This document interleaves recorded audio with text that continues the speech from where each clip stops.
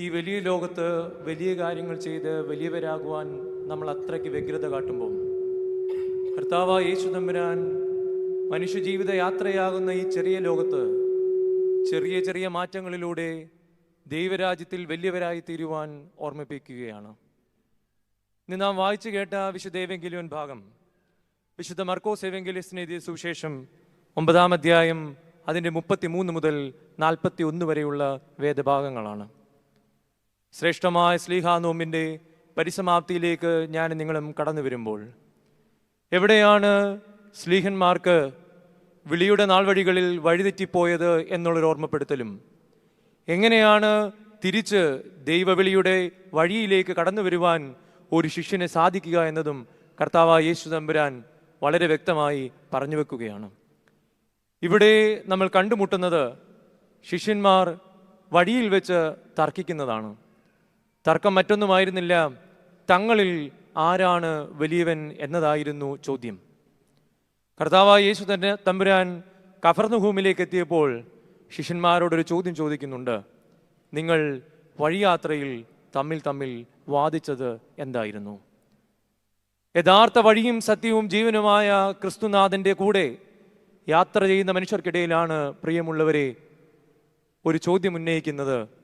നിങ്ങൾ വഴിയാത്രയിൽ വെച്ച് എന്താണ് വാദിച്ചത്? നമ്മുടെയൊക്കെ ജീവിതത്തിൽ ക്രിസ്ത്യാനി എന്ന പേരിനപ്പുറം നമ്മുടെയൊക്കെ ജീവിതത്തിൻ്റെ ആത്യന്തികമായ ലക്ഷ്യം എന്താണെന്ന് ചോദിച്ചാൽ നമ്മളൊക്കെ ക്രിസ്തുവിൻ്റെ ശിഷ്യന്മാരാണ്. എവിടെയാണ് ശിഷ്യനും ശ്ലീഹായും അപ്പോസ്തോലനും നമ്മൾ ഓരോരുത്തരുമായി ഇന്നിൻ്റെ കാലഘട്ടങ്ങളിൽ മാറേണ്ടത് എന്ന ചോദ്യത്തിന് പലപ്പോഴും നമ്മുടെയൊക്കെ ജീവിതത്തിൽ വരുന്ന ചില ന്യൂനതകളെ കർത്താവായ യേശു തമ്പുരാൻ ഒന്ന് എടുത്തു കാണിക്കുകയാണ്. ശിഷ്യന്മാരുടെ ഈ ചോദ്യത്തിന് എന്താണ് ഇത്ര വലിയ പ്രശ്നം എന്ന് ചിന്തിക്കുമ്പോൾ കർത്താവായ യേശു തമ്പുരാൻ പറഞ്ഞു വെക്കുന്നത് മൊത്തം ശുശ്രൂഷയുടെയും സ്നേഹത്തിൻ്റെയും താഴ്മയുടെയും വചനങ്ങളാണ്. പരിശുദ്ധനായ പൗലോസ് ശ്ലീഹ എഫേസ്യ ലേഖനം 2-ാം അധ്യായത്തിൽ തൻ്റെ മനുഷ്യാവതാരത്തിൻ്റെ ഏറ്റവും വലിയ ശുശ്രൂഷയായ കഷ്ടാനുഭവത്തെക്കുറിച്ചും ആ ശുശ്രൂഷയിൽ താൻ ഏറ്റവും വലിയ ദാസനായി മരണത്തോളം അനുസരണമുള്ളവനായി തീർന്നുവെന്നും പരിശുദ്ധനായ പൗലോസ് ശ്ലീഹ പറഞ്ഞു വെക്കുമ്പോൾ ക്രിസ്തുവിനെ അനുയാത്ര ചെയ്യുന്നവരായ നമ്മൾക്ക് നമ്മുടെ ജീവിതയാത്രകളിൽ എവിടെയാണ് ശുശ്രൂഷയ്ക്ക് ഏറ്റവും വലിയൊരു മാതൃക ക്രിസ്തുവിലല്ലാതെ കണ്ടെത്തുവാൻ സാധിക്കുന്നത്?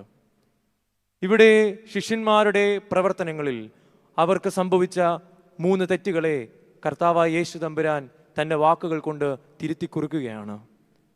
ആദ്യമായി ശിഷ്യന്മാരോട് ക്രിസ്തു ചോദിച്ച ചോദ്യം തന്നെയാണ്, നിങ്ങൾ വഴിയിൽ വെച്ച് എന്താണ് വാദിച്ചത്?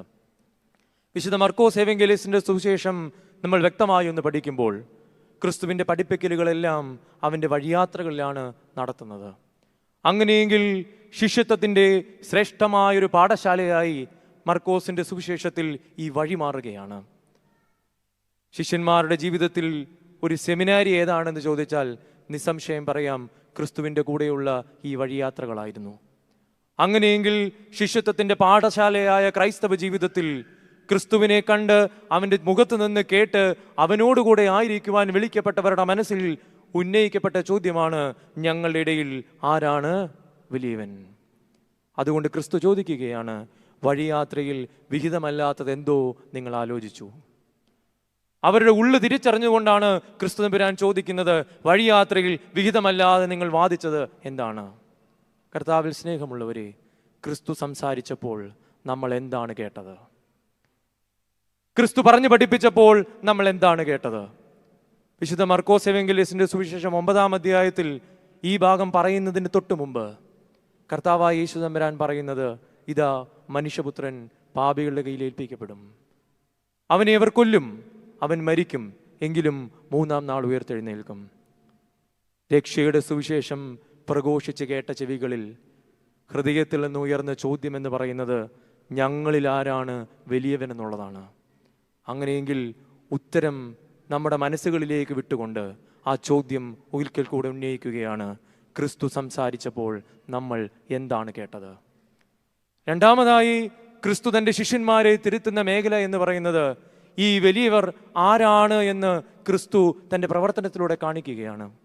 അവരുടെ നടുവിലേക്ക് ഒരു ശിശുവിനെ പിടിച്ചു നിർത്തിയിട്ട് ഈ ശിശുവാണ് ദൈവരാജ്യത്തിൽ, ഈ ശിശുവിനെ പോലെയാകുന്നവരാണ് ദൈവരാജ്യത്തിൽ വലിയവനെന്ന് പറഞ്ഞു വെക്കുകയാണ്.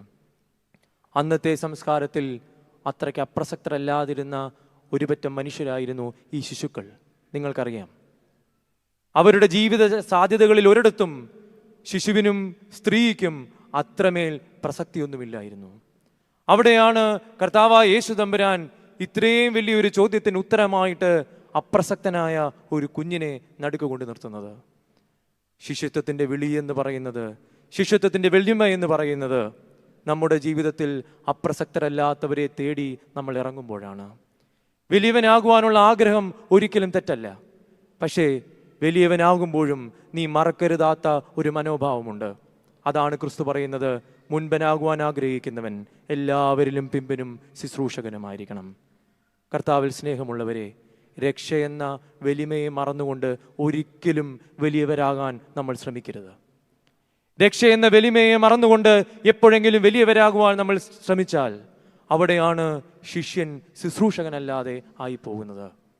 മൂന്നാമതായി ക്രിസ്തുവിനോട് ശിഷ്യന്മാർ പറയുന്നൊരു കാര്യമുണ്ട്.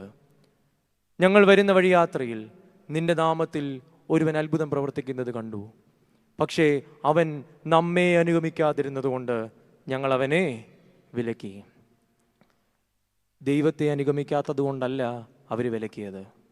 അവർ വിലക്കിയത് നമ്മെ അനുഗമിക്കാത്തത് കൊണ്ടാണ്. മൂന്നാമതായി തിരുത്തുവാൻ ക്രിസ്തു ശ്രമിച്ചത് മതിൽ കെട്ടിവെച്ച ചില മനോഭാവത്തെയാണ്. മതിലുകൾ കൊണ്ട് കെട്ടി മുറിച്ച് മാറ്റപ്പെട്ടിരിക്കുന്ന ചില മനസ്സിൻ്റെ മനോഭാവങ്ങളെ കർത്താവായ യേശു തമ്പുരാൻ തിരുത്തുവാൻ ശ്രമിക്കുകയാണ്. അവനെ തടയരുത് എന്നാണ് ക്രിസ്തു പറയുന്നത്. ഞാൻ എൻ്റെ വാക്കുകളെ ഉപസംഹരിക്കട്ടെ. നമ്മുടെയൊക്കെ ജീവിതത്തിൽ വലിയവരാകുവാൻ നമ്മൾ ആഗ്രഹിക്കുന്നുണ്ട് എങ്കിൽ മറക്കരുതാത്ത മനോഭാവം ശുശ്രൂഷകൻ്റെ മനോഭാവമാണ്. അങ്ങനെയെങ്കിൽ അതിനുള്ള മാർഗമെന്ന് പറയുന്നത് അവൻ്റെ വചനം കേട്ട് അത് ഹൃദയത്തിൽ സംഗ്രഹിക്കുമ്പോൾ അപ്രസക്തരായവരുടെ ജീവിതത്തിലേക്ക് ഒരിളം തെന്നലായി മാറുവാൻ നമുക്ക് സാധിക്കും. അവിടെ മതിലുകളില്ലാതെ, അതിർവരമ്പുകളില്ലാതെ ക്രിസ്തുവിൻ്റെ സ്നേഹത്തെ പകർന്നു കൊടുക്കുവാൻ നമ്മൾക്ക് സാധിക്കും. ആയതിന് ഈ ശ്ലീഹാ നോമ്പിൻ്റെ കാലങ്ങളിൽ നമുക്ക് കൃപ നൽകിക്കട്ടെ എന്ന് ആത്മാർത്ഥമായി പ്രാർത്ഥിച്ചുകൊണ്ട് വാക്കുകൾ ഉപസംഹരിക്കുന്നു. ദൈവനാമം വാഴ്ത്തപ്പെടുമാറാകട്ടെ.